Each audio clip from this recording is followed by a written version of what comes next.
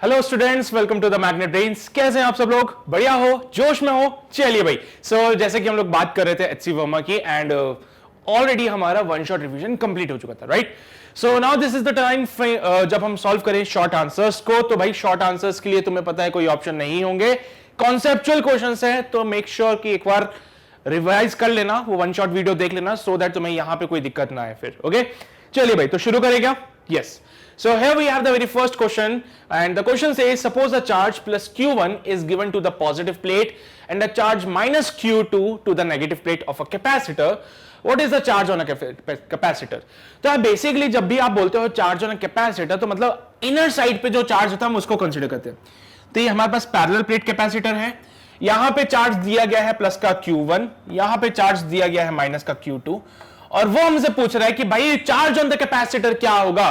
जब भी बोला जाए चार्ज ऑन द कैपेसिटर, तो मतलब charge on the inner plate पे पूछता है। वो क्या पूछता है? वो charge on the inner plate. तो मान लो इनर प्लेट पे चार्ज है Q, मान लिया इनर प्लेट पे चार्ज है Q, तो यहां पे चार्ज कितना होगा? Q1 माइनस Q, क्योंकि टोटल प्लेट पे चार्ज कितना था? Q1 था। टोटल जो चार्ज था प्लेट के ऊपर वो Q1 था, अंदर अगर Q है तो ये Q1 माइनस Q हो जाएगा। अच्छा एक बात बताओ, यहां पे चार्ज इंड्यूस होगा, ये प्लस का Q है तो यहां पे माइनस का Q हो जाएगा। हाँ बिल्कुल, इक्वल और अपोजिट चार्ज इंड्यूस होता है यहां पे। तो यहां पे प्लेट पे माइनस का Q2 चार्ज है, उसमें माइनस का Q चार्ज ऐड करेंगे कि माइनस करेंगे? अरे ऑलरेडी नेगेटिव चार्ज है, उसमें ये चार्ज क्या करोगे? माइनस का Q2 माइनस माइनस का Q। अरे ये टोटल चार्ज था, अंदर इतना चार्ज है, तो बचा हुआ चार्ज कितना है? ये टोटल चार्ज था, अंदर ये चार्ज आया तो ये रिमेनिंग चार्ज हुआ। तो मुझे बताना है चार्ज ऑन द कैपेसिटर। देखो जब भी बोला जाए चार्ज ऑन द कैपेसिटर, तो इनर प्लेट पे जो चार्ज है उसको कंसीडर करना। इनर प्लेट पे चार्ज है स्मॉल q, आपको फाइंड करना है स्मॉल q की वैल्यू। आपको फाइंड करनी है क्या? स्मॉल q की वैल्यू। चलो भाई वीडियो को करो पॉज, खुद से करो ट्राई, फिर चेक करो क्या आंसर सही है या नहीं। कर लिया? चलो, ये बात तुम लोग जानते हो कि जो प्लेट्स के आउटर मोस्ट साइड पे जो चार्ज होता है वो सेम होता है ना। यानी कि जो हमारी कौन सी वाली प्लेट आती है तुम्हारे रिस्पेक्ट में? लेफ्ट वाले के आउटर मोस्ट पे जो चार्ज है वो बराबर होगा राइट वाले के आउटर मोस्ट के चार्ज के। ठीक है, ये लास्ट चैप्टर में भी किया था जब हम बात कर रहे थे गॉस लॉ की, तो तब भी हमने ये चीज डिफाइन करी थी, है ना। सो वी मस्ट से कि Q1 माइनस का Q is equals to minus का Q2 माइनस का Q। ठीक है, तो लेफ्ट प्लेट के आउटर मोस्ट पे जो चार्ज है वो राइट प्लेट के आउटर मोस्ट के चार्ज पे बराबर होता है, हमेशा होगा। लिख के ले लो, है ना। हो गई बात? चलो, मैंने प्रूफ भी तो किया था लास्ट वाले पार्ट में, मैंने तुम्हें सॉल्व करके बताया था पूरा वहां पे, है ना। सो यहां से इसको सिंप्लीफाई करते हैं। सो Q1 माइनस का Q is equals to minus का Q2 प्लस का Q। ये माइनस का Q2 इधर आएगा, माइनस का Q उधर जाएगा, तो ये बन जाएगा Q1 plus Q2 is equals to 2 times of small q। तो स्मॉल q बनेगा Q1 प्लस Q2 अपॉन 2। तो कोई तुमसे पूछे कि भाई कैपेसिटर पे कितना चार्ज है, तो क्या बोलोगे? Q1 plus Q2 by 2। कितना चार्ज है? Charge on the capacitor equals to small q which is equals to Q1 plus Q2 by 2। यहां पे कितना आएगा? माइनस का Q1 प्लस Q2 बाई 2, यहां पे प्लस का Q1 प्लस Q2 बाई 2। याद रहेगी ये बातें? चलिए भाई नोट कर लो फटाफट से, फिर अगले क्वेश्चन की ओर बढ़ते हैं। कर लिया नोट? पक्का सभी ने? समझ आ रही है ना तुम लोगों को बातें? देखा, लेफ्ट वाले प्लेट के आउटर मोस्ट पे जो चार्ज है वो हमेशा बराबर होता है राइट वाले के आउटर मोस्ट वाली प्लेट पे जो चार्ज होता है। ठीक है, आउटर मोस्ट वाली बोल रहा हूं मैं। So this is your point, Q equals to Q1 plus Q2 by 2। ये आपका आंसर है इस क्वेश्चन का। तो ये रहा पहला क्वेश्चन कंप्लीट। आगे बढ़ते हैं हमारे अगले सवाल की ओर। And the next question here says that as C equals to Q by V, है ना। C equals to 1 by V into Q होता है, तो can you say that the capacitance C is V proportional to the charge? अच्छा देखो, अगर C equals to 1 by V into Q है तो क्या बोल सकते हो? क्या C जो है वो प्रोपोर्शनल है Q के? क्या C जो है वो Q के प्रोपोर्शनल है? बोलो। अरे बोल सकते हो क्या ये बात? C equals to Q by V, so can you say that C is proportional to Q? सोचो जरा, सोच लिया? क्या कहते हो तुम लोग? हाँ सर बिल्कुल, C equals to Q by V। ये तो सबको दिखता है कि C जो है वो प्रोपोर्शनल है Q के। है ना, ऐसा कर सकते हो तुम लोग। तो यहां से बोलोगे सी प्रोपोर्शनल टू क्यू है भाई, बहुत बढ़िया, अच्छी बात है, बिल्कुल सहमत हो। गलत है ये बात, नहीं होता है यार, मैंने तुम्हें बताया था कैपेसिटेंस को किन चीजों से मतलब पड़ता है कि जो कंडक्टर है उनका डायमेंशन क्या है, कंडक्टर के बीच का मीडियम क्या है। तो भाई सी किन चीजों पर डिपेंड करता है, shape and size of capacitor,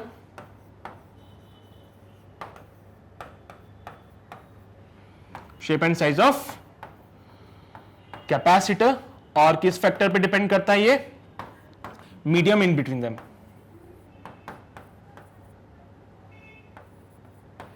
जो कंडक्टर है हमारे पास में, जिनको पास पास रखा है, उनके बीच में क्या मीडियम है। अरे यार पैरेलल प्लेट कैपेसिटर बना लो, पैरेलल प्लेट कैपेसिटर में फॉर्मूला क्या बनता है, उसको मतलब है इसके एरिया से, प्लेट के एरिया से, उसको मतलब है एप्सिलॉन नॉट, यानी कि बीच में क्या मीडियम है उससे इसको फर्क पड़ता है।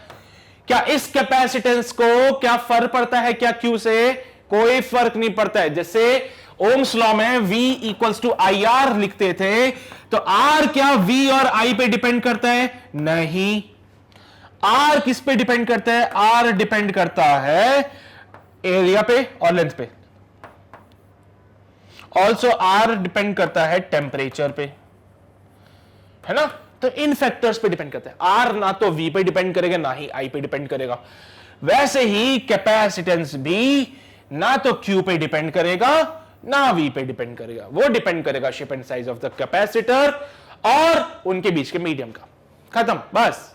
तो क्या लिखोगे इसका आंसर, क्या लिखोगे इसका answer, can you say that the capacitor, no, capacitance C is independent of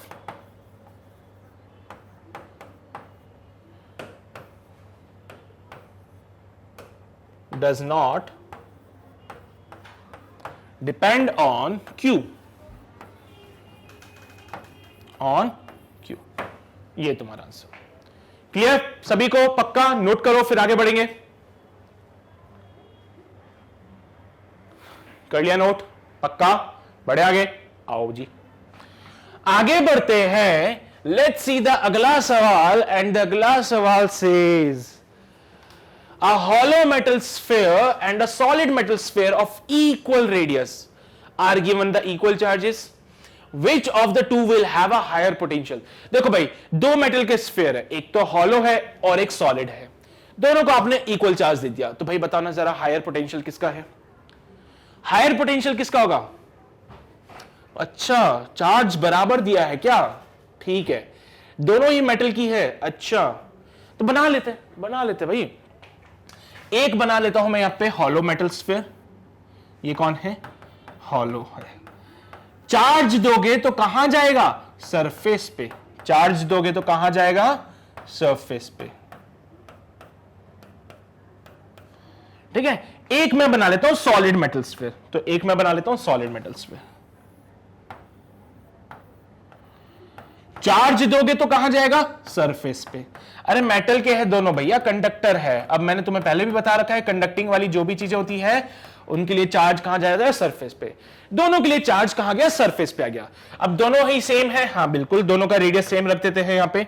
तो दोनों का जो रेडियस है वो capital R and capital R, दोनों का रेडियस भी सेम है। तो पोटेंशियल की पिक्चर क्या बोलोगे, सरफेस पे के क्यू बाय आर। के क्या होता है, कांस्टेंट होता है, के की वैल्यू 1/4 पाई एप्सिलॉन नॉट है, कांस्टेंट है भैया के। सो वी डिपेंड करता है किन किन चीजों पे, या तो क्यू पे डिपेंड करेगा, और सरफेस है तो आर पे भी डिपेंड करवा लो, ठीक है। वैसे तो क्यू पे डिपेंड करेगा वो, लेकिन चलो भाई सरफेस पे ले रहे हो तो आर भी मैटर करता है।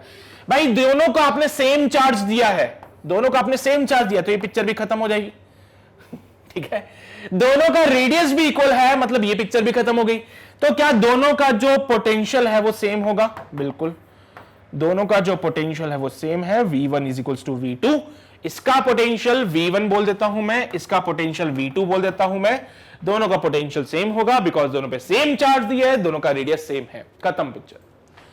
कोई फर्क नहीं पड़ता पोटेंशियल को कि हॉलो है या सॉलिड है, क्योंकि यहां पे क्या बोल दिया है, मेटल स्फीयर। क्या बोला है, मेटल स्फीयर। मेटल स्फीयर की टेंडेंसी क्या है, जो भी चार्ज दोगे वो सारा का सारा सरफेस पे आ जाएगा, तो भाई चार्ज सरफेस पे आ गया, तो भाई अपने लिए पिक्चर दोनों के लिए सेम रहेगी। क्या फर्क पड़ता है हॉलो है या सॉलिड है? आंसर दोनों के लिए सेम है। ठीक है, समझ गए बात को? पक्का ना? चलो नोट करो जल्दी से, फिर आगे बढ़ेंगे। कर लिया नोट सभी ने? पक्का ना? ओके, तो आगे बढ़ते हैं अगले सवाल पे। और अगला सवाल है, the plate of a parallel plate capacitor are given equal positive charges. The plate of a parallel plate capacitor are given equal positive charges. What will be the potential difference between the plates? Plates के बीच में potential difference क्या होगा? What will be the charges on the facing surface and the outer surface? भाई facing surface और outer surface पे कितना charge होगा ये बताना है। तो भाई पैरेलल प्लेट कैपेसिटर की प्लेट्स बना लें फटाफट से। इनको आपने इक्वल चार्ज दिया Q और Q, ठीक है। सो भाई what is the potential difference between the plates? कितना होगा? दोनों को सेम पोटेंशियल दिया है, दोनों ही हमारे पास क्या है? पैरेलल प्लेट्स हैं। सोचो, चलो भाई एक बार वीडियो को पॉज करो, खुद से ट्राई करो, फिर बताओ आंसर क्या रहा है। कर लिया सॉल्व? पक्का? अच्छा सर, अगर दोनों को सेम चार्ज दे दिया हम लोगों ने, और वो भी पॉजिटिव पॉजिटिव चार्ज दे दिया हमने, तो ये तो धोखा हो गया। हमें तो पता ही नहीं है कौन हायर पोटेंशियल पे कौन लोअर पे। दोनों पॉजिटिव, दोनों हायर पोटेंशियल पे, दोनों हमारे हायर पोटेंशियल पे, और मैं तो कहूं दोनों हमारे सेम पोटेंशियल पे। अरे भैया जब सेम चार्ज दे दोगे तो सेम पोटेंशियल ही आएगा ना। क्यों? Because Q is proportional to V। किसी भी कंडक्टर को जितना चार्ज दोगे उतना ज्यादा पोटेंशियल जाएगा। किसी कंडक्टर को जितना चार्ज दोगे उतना पोटेंशियल जाएगा। दोनों को सेम चार्ज दिया, दोनों सेम पोटेंशियल पे हैं, तो क्या कहते हो? What will be the potential difference between the plates? Zero. What will be the potential difference between the plates? Zero. अब अगर प्लेट पे पोटेंशियल जीरो है तो इनर फेस पे कोई चार्ज आएगा क्या? नहीं आएगा, क्योंकि कोई पोटेंशियल ही नहीं है। तो इनर फेस पे कोई चार्ज आएगा? नहीं आएगा। जो भी चार्ज दोगे वो सारा का सारा बाहर आ जाएगा और अंदर वाला चार्ज जीरो हो जाएगा। What will be the charges on the facing surface and on the outer surface? अब क्योंकि आपने सेम पोटेंशियल पे रखा है दोनों प्लेट्स को, अंदर कुछ भी नहीं होने वाला है, कोई इलेक्ट्रिक फील्ड नहीं होगी, कोई कुछ नहीं होगा। अंदर कोई इलेक्ट्रिक फील्ड नहीं है, मतलब अंदर तो कोई चार्ज ही नहीं बचा। अरे डेल्टा V जीरो हो गया भैया, बहुत बड़ी बात होती है डेल्टा V जीरो होना। ठीक है, डेल्टा V जीरो हो गया तो अब अंदर कुछ है ही नहीं, कोई इलेक्ट्रिक फील्ड नहीं है, कोई कुछ नहीं है, तो अंदर कोई चार्ज नहीं होगा। मतलब जो चार्ज हमने दिया था वो सारा का सारा प्लेट के बाहर आ चुका है। जो चार्ज हमने दिया था वो प्लेट्स के बाहर वाले सरफेस पे है, इनर सरफेस पे कोई चार्ज नहीं है, क्योंकि डेल्टा V जीरो तो कोई इलेक्ट्रिक फील्ड ही नहीं होगा फिर तो भैया। तो what will be the charges on the facing surface? Zero. On the outer surface? Capital Q। तो कोई तुमसे बोले आउटर सरफेस, बोल देना कैपिटल Q। कोई बोले ऑन द फेसिंग सरफेस तो बोल देना जीरो। समझ गए बात को? पक्का ना? ठीक है, क्लियर है सभी को? नोट करो, फिर आगे बढ़ेंगे। चलिए भाई, कर लिया नोट सभी ने? पक्का ना? समझ आ गया सभी को? बढ़े आगे? फाइन। सो क्वेश्चन नंबर 4 के बाद में अब हम बढ़ते हैं अगले सवाल पे, क्वेश्चन नंबर 5 पे। A capacitor has a capacitance C. Is this information sufficient to know what maximum charge the capacitor can contain? If yes, what is this charge? If no, what other information is needed? देखो भाई, एक capacitor का capacitance C दे दिया है, बोला गया क्या इतना काफी है तुम्हें ये जानने के लिए कि उसके ऊपर मैक्सिमम चार्ज कितना होगा? क्या ये काफी है ये जानने के लिए कि किसी भी कैपेसिटर के ऊपर मैक्सिमम चार्ज कितना होगा?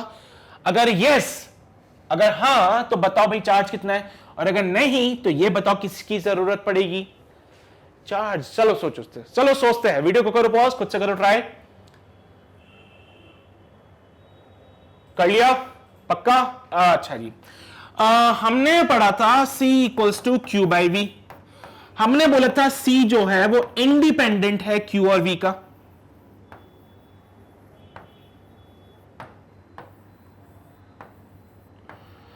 हमने बोला C जो है वो इंडिपेंडेंट है Q और V पे, नहीं डिपेंड करता है। तो अगर आपको कैपेसिटेंस C पता है तो भी आप मैक्सिमम चार्ज फाइंड नहीं कर सकते हो। अगर आपको कैपेसिटेंस C पता है तो भी आप मैक्सिमम चार्ज को फाइंड नहीं कर सकते हो। तो तुम्हारा आंसर क्या आएगा? No, we can not find the maximum charge. No, we can not find the maximum charge, हम मैक्सिमम चार्ज को फाइंड नहीं कर सकते हैं। अच्छा ठीक है भाई, तो फिर किसकी जरूरत पड़ेगी? What other information is needed? यहां पे देखा गया तो हमें पता चला कि भाई Q जो होता है वो डेल्टा V के प्रोपोर्शनल होता है, और ये जो C था एक प्रोपोर्शनलिटी कांस्टेंट था। फॉर्मूला क्या था? Q proportional to delta V, और ये प्रोपोर्शनलिटी साइन हटाओगे तो कांस्टेंट आएगा C। एक क्या आएगा? कांस्टेंट आएगा। अरे यही था ना formula, Q equals to CV।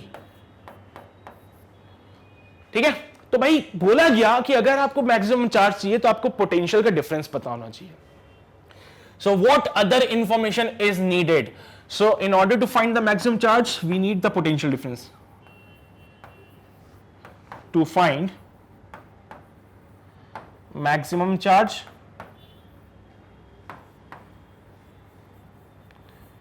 we need delta V, potential difference. ठीक है, आपको क्या चाहिए होगा? पोटेंशियल डिफरेंस चाहिए होगा, बिकॉज C तो प्रोपोर्शनलिटी कांस्टेंट है, C को तो इन सब से कोई लेना देना ही नहीं है, सिर्फ ये चार्ज और पोटेंशियल डिफरेंस है जो एक दूसरे का ध्यान रखते हैं। ठीक है, तो चार्ज बढ़ाओगे तो पोटेंशियल डिफरेंस बढ़ जाएगा, चार्ज कम करोगे तो पोटेंशियल डिफरेंस कम हो जाएगा। तो अगर आपको मैक्सिमम चार्ज फाइंड करना है तो आपको डेल्टा V फाइंड करना पड़ेगा। ठीक है, तो ये रहा तुम्हारा क्वेश्चन नंबर 5, फटाफट से नोट करो। अरे देखा कितना सिंपल सिंपल से पार्ट है सभी, है ना? कितना सिंपल है सब कुछ, मतलब इतने जल्दी क्वेश्चन सॉल्व हो रहे हैं। बाकी तुम लोगों को समझ आना is the most important thing. समझ आ रहा है ना तुम लोगों को, वो ज्यादा जरूरी है। ये रहा क्वेश्चन नंबर 5, क्लियर सभी को? बढ़े आगे, चलो अब क्वेश्चन नंबर 5 के बाद आता है क्वेश्चन नंबर 6 पे। And the question number 6 says the dielectric constant decreases if the temperature is increase. Temperature को बढ़ाओगे डाइलेक्ट्रिक कांस्टेंट डिक्रीज हो जाएगा। Explain this in terms of polarisation of the material. अब इसको हमें एक्सप्लेन करना है in terms of the polarisation of material. अब यार पोलराइजेशन क्या है?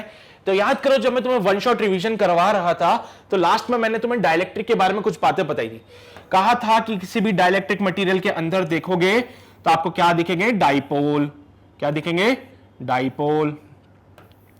जब आपको ये डाइपोल दिखते हैं तो आप क्या बोलते हो कि यार ये डाइपोल का तो डाइपोल मोमेंट बनेगा। हाँ बिल्कुल बनेगा। फिर तुमने बोला कि अगर मैं इनको एक इलेक्ट्रिक फील्ड में रखूं, अगर मैं इनको एक इलेक्ट्रिक फील्ड में रखूं तो अगर ये अपने आप को अलाइन कर लेते हैं, ठीक है, इलेक्ट्रिक फील्ड में रखने के बाद अगर ये अपने आप को अलाइन कर लेते हैं तो ये इनका क्या है? पोलराइजेशन काफी अच्छा है, मतलब इनका डाइलेक्ट्रिक कांस्टेंट अच्छा है। अगर मैं इनको इलेक्ट्रिक फील्ड में रखूं और ये अपने आप को अलाइन कर ले in the direction of the electric field, तो इस फिनोमेना को क्या बोला था आपने? पोलराइजेशन। इस फैक्टर को क्या बोला था? पोलराइजेशन। सो पोलराइजेशन आपको क्या बताता है? पोलराइजेशन आपको वो एक्सटेंट बताता है जिस पे डाइपोल जो है अपने आप को अलाइन कर लेते हैं इन द इलेक्ट्रिक फील्ड। अगर डाइपोल अपने आप को इलेक्ट्रिक फील्ड में ज्यादा अच्छे से अलाइन करते हैं, दैट मींस पोलराइजेशन ज्यादा है। पोलराइजेशन ज्यादा होने का मतलब क्या है? कि जो डाई इलेक्ट्रिक कांस्टेंट है वो ज्यादा है।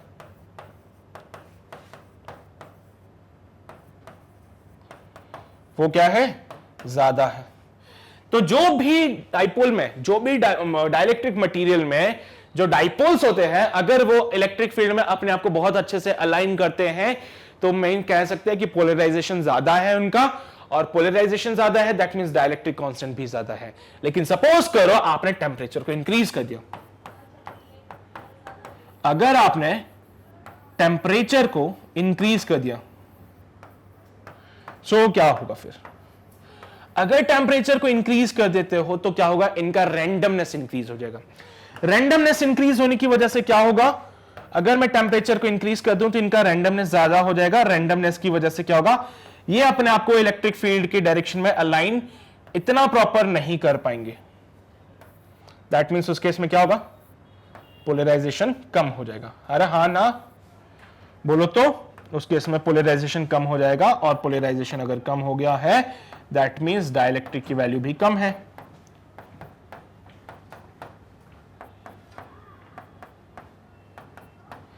ठीक है, अगर आपने टेंपरेचर को इंक्रीज कर दिया तो इनमें क्या होगा? रैंडमनेस इंक्रीज हो जाएगी। क्या बोलते हो? Thermal agitation. हाँ ठीक है, थर्मल एजिटेशन कह लो या फिर रैंडमनेस कह लो, कि अगर टेंपरेचर को इंक्रीज किया तो इनका जो रैंडमनेस है वो इंक्रीज हो जाएगा। उस केस में ये अपने आप को इलेक्ट्रिक फील्ड में उतना प्रॉपरली अरेंज नहीं कर पाएंगे जितना वो पहले कर रहे थे। टेम्परेचर को इंक्रीज करा, इनका रैंडमनेस इंक्रीज हो। देखो भाई, जब भी टेम्परेचर इंक्रीज होता है, अच्छा इसको ऐसे समझते हैं सर्दियों और गर्मियों से, ठीक है। सर्दियों में क्या होता है, सब बड़ी एकदम पैक से रहते हैं ना, एकदम बढ़िया बढ़िया टाइट, एकदम मस्त तरीके से। गर्मी आती है तो फैल जाते हैं, अरे भाई दूर रहो गर्मी लग रही है। तो ये वो वाली बात है। जब टेम्परेचर कम था, ये अपने आप को अलाइन करके रखते थे इलेक्ट्रिक फील्ड से, बढ़िया मस्त वाले। टेम्परेचर को इंक्रीज करा तो इनको क्या हुआ, एनर्जी मिलती है बेसिकली। देखो यार, ये कुछ रिलेटेड है, जो थर्मल एक्सपेंशन वाला पार्ट पढ़ा था ना आपने, मॉलिक्यूल्स वगैरह जब पढ़ते हो तो पता होगा तुम लोगों को कि किसी को भी जब हीट देते हो तो वो एक्साइटेड होते हैं। कुछ वैसे ही पिक्चर यहां पे भी है, कुछ वैसे ही पिक्चर यहां पे भी है। टेम्परेचर इंक्रीज करते हो तो रैंडमनेस इंक्रीज होती है इनकी, जिसकी वजह से अब वो अपने आप को इलेक्ट्रिक फील्ड में वैसे अलाइन नहीं कर पा रहे हैं जैसे पहले करते थे। दैट मीन्स इनका जो पोलराइजेशन है वो कम हुआ है। पोलराइजेशन हमें क्या बताता है कि कोई भी डाइलेक्ट्रिक के जो डाइपोल्स हैं वो अपने आप को इलेक्ट्रिक फील्ड में कितना अरेंज कर पाते हैं। ज्यादा अच्छे से अरेंज कर पाएंगे मतलब पोलराइजेशन ज्यादा होगा, मतलब डाइलेक्ट्रिक कांस्टेंट भी अच्छा है उसका। अगर ज्यादा अच्छे से अलाइन नहीं कर पाते हैं तो उसका पोलराइजेशन कम होता है।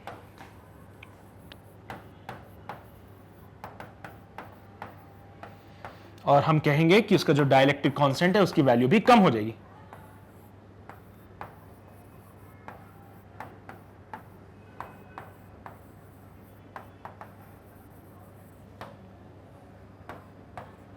ठीक है, चलिए भाई, तो एक्सप्लेन कर दिया मैंने इस चीज को पोलराइजेशन के टर्म्स में। पोलराइजेशन क्या बताएगा कि भाई किसी भी मटेरियल के जो डाइपोल है, ये डाइपोल क्या है एक्चुअली, डाइपोल कुछ नहीं है, मॉलिक्यूल्स है। पॉलीएटॉमिक मॉलिक्यूल्स की जब हम बात पॉलीएटॉमिक्स की जब हम बात करते हैं, जैसे कि मोनोएटॉमिक भी होते हैं, पॉलीएटॉमिक भी होते हैं, पता है ना तुम लोगों को।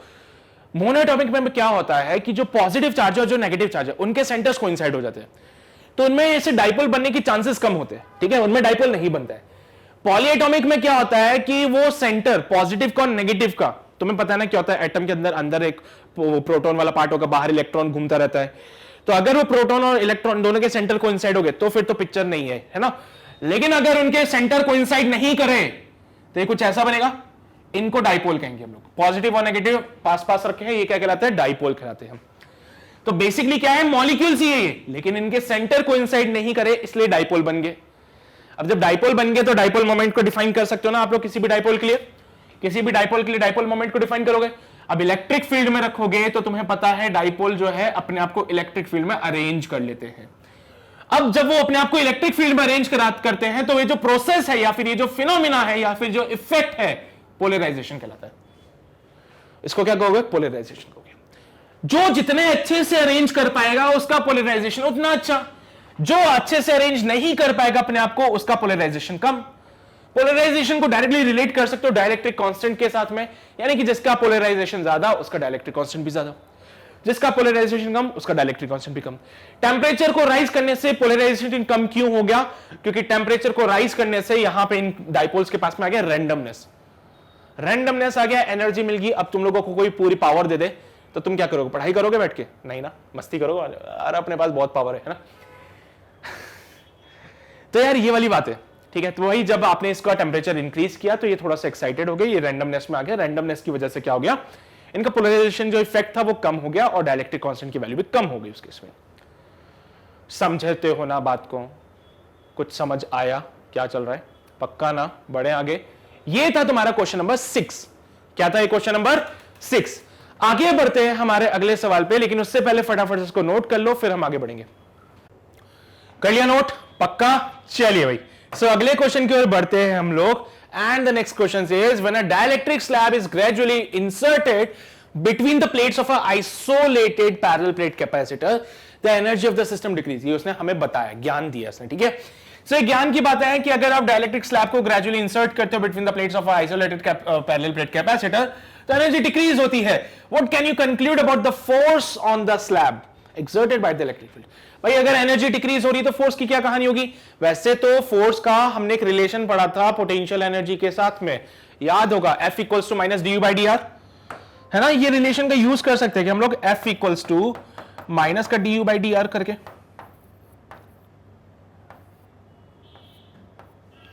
अगर एनर्जी डिक्रीज होती है, अगर एनर्जी डिक्रीज होती है तो ये वैल्यू नेगेटिव, अरे इफ एनर्जी डिक्रीजेस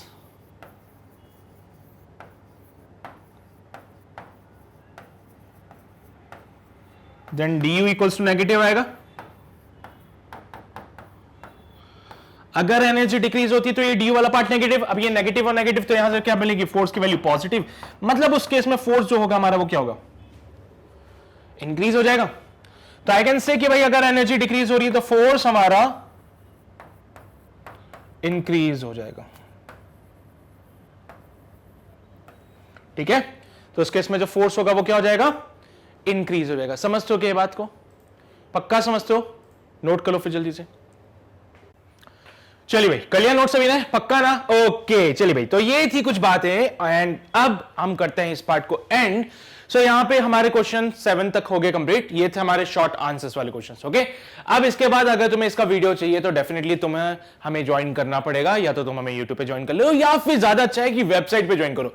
देखो वेबसाइट पे ज्वाइन करने के फायदे ये है कि आपको मिलता है एक तो सारे के सारे वीडियोस एक अरेंज फॉर्मेट में मिल जाएंगे और ये बहुत ज्यादा इंपॉर्टेंट है आप लोगों के लिए। ठीक है, तो हर एक क्लास का एक अरेंज फॉर्मेट आपको मिल जाएगा जहां पे हर एक चीज के बारे में डिस्क्राइब किया गया है कि भाई उस कोर्स में पर्टिकुलर क्या होगा, क्या आपको कराया जाएगा। ठीक है, तो सब कुछ all of the part is over, जो इसको कंसीडर किया गया है हमने वेबसाइट में कवर अप कर दिया है। ठीक है, so you can join us on the website also. और अगर चाहते हो कि नहीं नहीं सर यूट्यूब ही ठीक है, तो भाई तुम्हारी इच्छा श्रद्धा है, यूट्यूब के चैनल को सब्सक्राइब कर लेना और बेल आइकन को दबा लेना सो दैट सबसे पहला नोटिफिकेशन आप लोगों के पास आ सके। And don't miss this part, कि इस सेशन को शेयर करो to the maximum number of students so that उनको भी वो बेनिफिट मिल सके जो आप लोगों को मिल रहा है। राइट, सो आज के लिए बस इतनी ही बातें, बाकी की बातें हम करेंगे अगले सेशन में जहां पे हम ऑब्जेक्टिव 1 को शुरू करेंगे। राइट, तो डोंट मिस दिस पार्ट, उसको मिस मत करना, चैनल को सब्सक्राइब कर लेना और बेल आइकन को दबा लेना। ठीक है, चलिए guys, so that's all for today's class, बाकी की बातें करेंगे अगली क्लास में। तब तक अपना ध्यान रखो, पढ़ाई करते रहो, ऑल द वेरी बेस्ट।